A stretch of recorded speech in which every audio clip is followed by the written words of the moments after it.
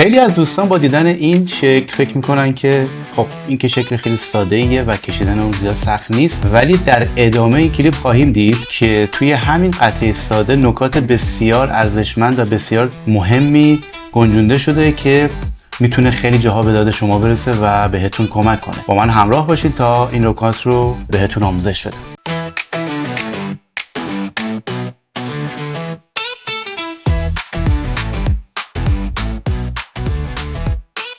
دوستان سلام، توی این جلسه قرار هستش که این شکلی که الان ملاحظه میکنید رو با هم ترسیم کنیم برای تقویت دستوراتی که برای محیط اسکچ بود.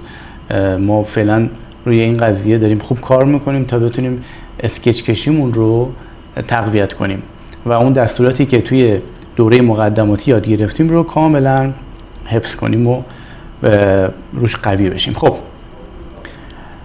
توی این تمرین یه سری اندازه ها رو ما نداریم و خب داده نشده. مثلا اندازه اینجا، ارتفاع اینجا داده نشده، اندازه داخل این داده نشده، موقعیت این دایره نسبت به این لبه داده نشده.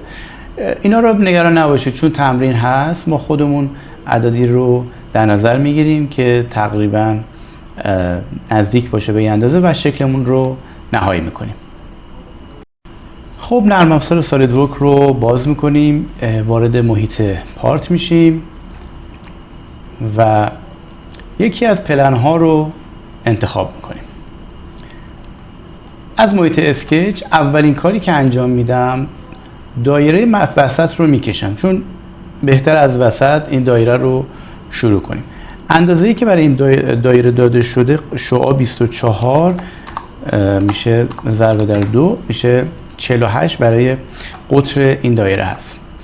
اجازه بدید من اینجا این پلن ها رو هاید کنم. خب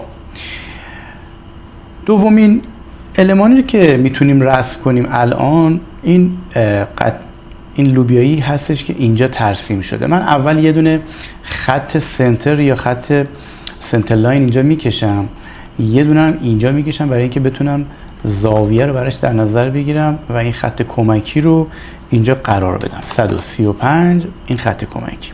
خب قسمت بعدی یه اسلات هست که من از اسلات 2 نقطه استفاده میکنم. 2 نقطه رو مشخص میکنم و اون ضخامتی که میخوام که عدد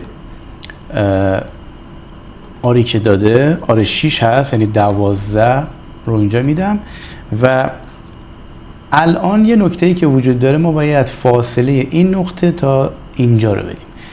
برای اینکه بتونیم این کار راحت انجام بدیم، یکی از تکنیکایی که میتونیم استفاده بکنیم اینه که یه نقطه رو روی تقاطع این دوتا قرار بدیم، یعنی به هر دوتایش باید قید بگیره. دقت کنید نقطه رو من طوری قرار میدم که هم به این دایره کانسیدنت بشه، هم به این خط.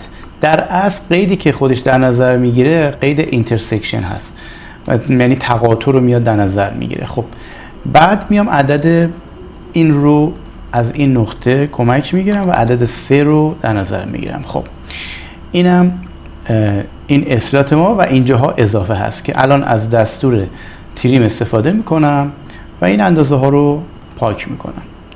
خب این اندازه ها رو پاک میکنم و این شکل رو میام که نهاییش کنم. ببینیم چی کم داره که نهایی نمیشه. خب ببینید الان شکل من یه مقدار قیدها شاید دست داده، به خاطر اینکه اسلات رو ما بریدیم و الان دیگه اون اسلات قیدها شاید دست داده. بنابراین میام خودمون قید میذاریم. این دایره رو میگیرم، نیم دایره رو میگیرم اینجا و کنترل خط رو میگیرم، دستور تانجانت همچنین برای این نقطه. خب هنوز یه مقدار دیگه ما آزادی داریم. ببینید این خط و این خط باید با هم پارالل بشه و تمام.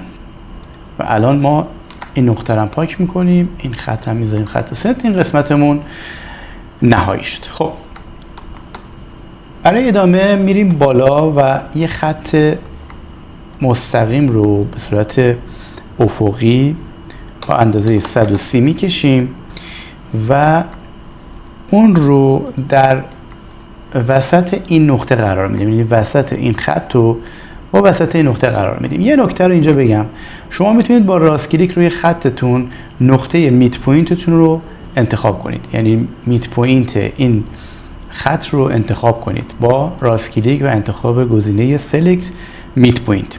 وقتی انتخاب کردین گزینه کلید کنترل رو بگیرید و نقطه مرکز این دایره رو هم انتخاب کنید. الان قید ورتیکال رو میتونیم براش در نظر بگیریم. خب الان این نقطه وسط با این نقطه با هم در راستای ورتیکال قرار گرفتن.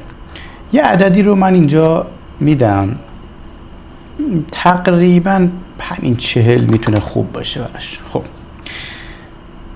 و ادامه ای کار میتونیم بریم رو قسمت پایین کار کنیم، یا اینکه ادامه رو از همین ور یا این سمت بریم و کار رو تمام کنیم. یه لوبیایی من اینجا دارم، اگه دقت کنید یک لوبیایی وجود داره که این لوبیایی مرکزش با این خط ما در یک امتداد هست. خب من این اسلات یا لوبیایی رو میکشم، عددشم میدم، داده 15.44 زد.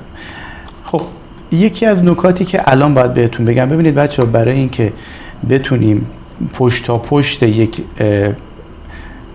اسلات یا لوبیایی رو بگیریم، میتونید کلید شیفت رو نگه دارید و اندازه دایمنشن رو بگیرید. ببینید دایمنشن رو، دستور دایمنشن رو انتخاب کردم، شیفت رو نگه داشتم و دوتا دایره رو انتخاب کردم. این خودش میاد به صورت اتوماتیک پشت تا پشت رو به شما میده.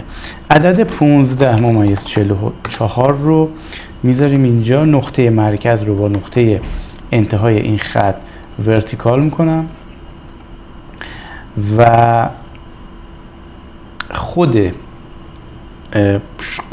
قطر یا شعاع این هم به صورت 15 در نظر گرفته، یعنی عدد 15 رو برای قطر این در نظر گرفتن که ما این رو براش در نظر میگیریم. خب من اینجا متوجه یه اشکالی شدم. عدد 15، قطر 15 یا شعاع 15 برای بیرون این هست که ما نمیتونیم برای این در نظر بگیریم، بنابراین میایم عدد رو خودمون در نظر میگیریم. فعلا یه عدد 8 بهش میدم و این هم توی همین موقعیت قرار میدم تا ببینم که باید چیکار کنم. خب میام و یه دونه دستور تانجانت آرک رو برای این در نظر میگیرم، چون الان اگه دقت کنید یه دایره بالا داریم با قطر 15، یه دایره هم پایین داریم با قطر 15 که الان دایره بالا رو من ببخشید با شعاع 15 رسم میکنم. خب یه نکته‌ای که وجود داره، مرکز دایره من اینجا قرار میگیره که این مرکز دایره من میتونه مرکز این اسلات هم باشه، این نقطه. خب الان ما میتونیم یک خط عمود رو اینجا رسم کنیم، این رو به این تانجانت کنیم، این دوتا رو به هم دیگه، و با دستور آرک تانجانت یا تانجانت آرک یه دونه کمان دیگه اینجا بزنیم و این رو مساویه با این قرار بدیم، قید اکوال رو باش در نظر بگیریم و نقطه مرکز این کمان رو بندازیم روی نقطه مرکز این اسلات. خب تا اینجای کار ما تقریبا اوکی شد. یه خطی رو اینجا رسم میکنم، این خط رو با این دایره یا این کمان تانجانت میکنم و ادامه کار رو میام پایین. خب یک فاصله 20 تایی ما اینجا داریم، این رو من میدم. یه فاصله دیگه هم اینجا داریم که از این نقطه هست تا بالای این که عدد 40 رو به ما داده، این رو هم میدم. الان عددی که نداریم عدد این خط هست تا انتهای اونور، یعنی تا جهت مخالفش، که من میتونم فعلا یه عددی رو در نظر بگیرم که چون نداریم این عدد رو، من عدد 50 رو براش در نظر میگیرم، حدودا یه اینجور چیزی میشه و برای ادامه کار میام و قسمت پایین کار رو تکمیل میکنم. خب یه اینجور شکلی ما داریم، تقریبا اینجور خطی رو یعنی پله‌ای رو پایین کار داریم. اولین کاری که میکنم مرکز این خط رو با مرکز این دایره ورتیکال قرار میدم. طول این خط رو 60 در نظر میگیرم طبق نقشه. این پله رو 5 میذارم، نداریم ولی من 5 میذارم. این خط رو با این خط کنترل رو میگیرم و کولینیر رو براش در نظر میگیرم، یکی از قیدهایی که دوتا خط رو روی هم میذاره. الان این قید کولینیر برای این دوتا خط استفاده شد. خب عدد 30 رو برای این عدد در نظر میگیرم و قید اکوال رو برای این خط و این خط که شکلم از راز اندازه‌ای درست بشه.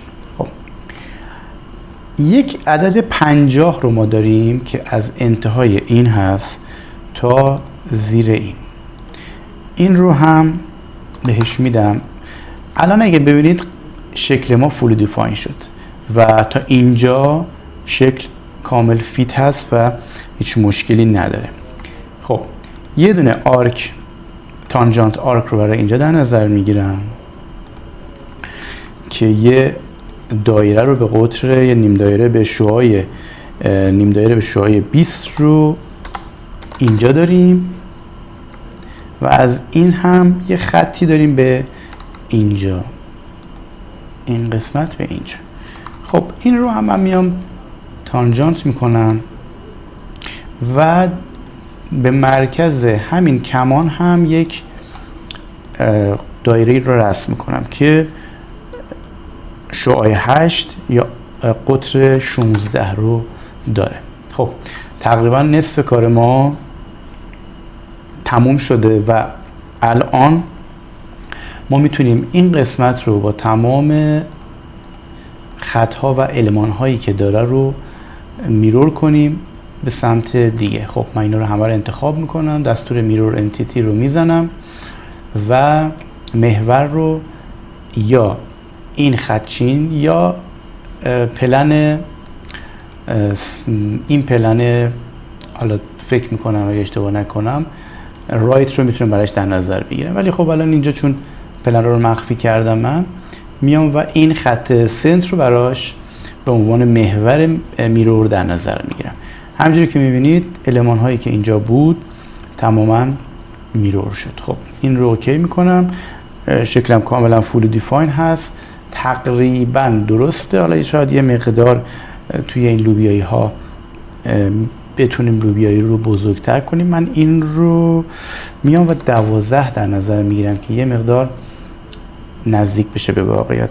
قطر رو نداریم متاسفانه. البته یه عدد کمکی به من داده برای این فاصله، یعنی اینجا اومده عدد 9 رو برای این در نظر گرفته که خودش میتونه به ما کمک کنه. بله اگر ما اینجا این لوبیایی رو یا این اسلاتمون رو عرضش رو 12 قرار بدیم، فاصله اینجا و اینجا هم 9 میشه و شکلمون تقریبا درست در میاد. فقط یه اندازه این فاصله رو من نداشتم که اینم حدودی 40 گرفتم.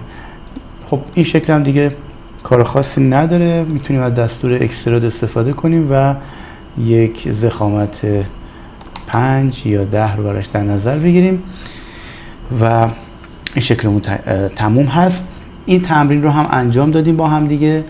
ببینید و سعی کنید خودتون طبق روشی که خودتون یاد گرفتید انجام بدید. از روش هایی که من بهتون یاد میدم هم میتونید استفاده بکنید. مهم اینه که شما بتونید این شکل رو به سرانجام برسونید و از تمرین ها و اون روش هایی که داده شده، اون دستوراتی که بهتون داده شده استفاده کنید. ممنون که با لایک و کامنت های خوبتون ما رو حمایت میکنید و نظرات خوبتون رو حتما برای ما در کامنت بذارید. یادتون نره که کانال رو سابسکرایب کنید و همچنین برای دوستانی که نیاز دارن به آموزش های سالید ورک برای وارد شدن به بازارهای کار در محیط های فنی و دفاتر فنی کارخانجات و همچنین محیط های فنی این کانال من رو بهشون معرفی کنید. ممنون که تا اینجا با من همراه بودید. در جلسات آینده منتظر حضور سبز همه شما عزیزان هستم.